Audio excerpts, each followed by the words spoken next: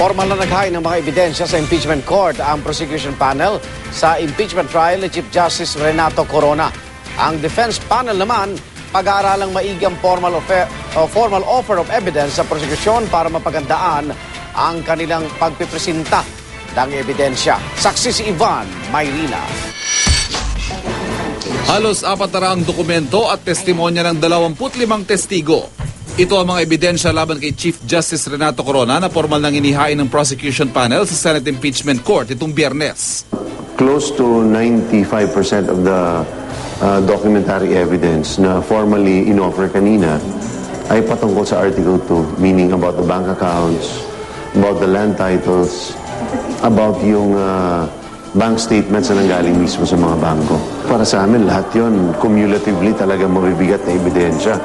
Kabilang sa mga dokumentong formal na inihain bilang ebidensya, mga naipresenta ng titulo ng mga mamahaling condominium at iba pang real estate property ni Corona, ng kanyang asawang si Cristina at ilan sa kanilang mga anak na hindi nakadeklara o di kay undervalued ang deklarasyon sa kanyang Statement of Assets, Liabilities and Net Worth mula 2002 hanggang 2010. Kasama rin formal na inihain bilang ebidensya ang bank records sa peso accounts ni Corona sa PS Bank Katipunan at BPI Ayala Branch. Bagamat hindi natitinag sa mga ebidensyang ito, aminadong depensa na malaking hamon ang pagpapaliwanag sa mga halagang lumabas sa SALN issue.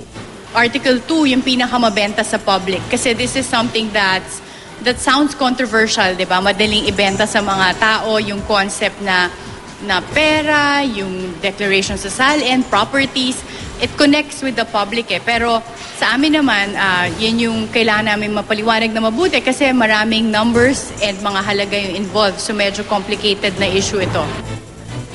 Bukod sa Article 2, inihain din ng prosekusyon ang kanilang mga ebidensya para sa Article 3 kaugnay sa FASA-PAL case at Article 7 na patungkol naman sa inisyong temporary restraining order ng Korte Suprema pabor sa pagalit sa bansa ng mga Arroyo.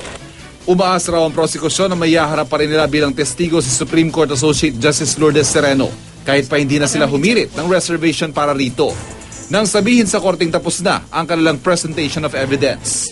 Naniniwala kami na mayroon pang room para makapagpresenta ng rebuttal evidence later on, or the Senate can actually on its own, it has shown that it can ask and call for evidence to satisfy itself. So pwede rin yun ang maging rota natin, no? Nakaantabay naman ang depensa sa mga inihahing ebidensya at haharangin daw nila ang sa tingin nila ay hindi katanggap-tanggap. Kailangan namin makita muna yung formal offer of evidence, aaralin namin ito, and we have to give our comments. And we're also going to wait kung ano yung magiging ruling na impeachment court, kung ano yung mga magiging katanggap-tanggap na ebidensya. Kasi importante ito para alam namin kung ano rin yung kailangan namin sagutin ng mga issues. At dito nakasalalay kung ano rin yung mga kailangan pang ebidensya na ilatag namin sa impeachment court. Sa susunod na Huwebes, sinaasahan pagbobotohan ng Senado kung alin sa mga ebidensyang ito ang formal na tatanggapin ng impeachment court. Ako si Ivan Mayrina, ang inyong saksi.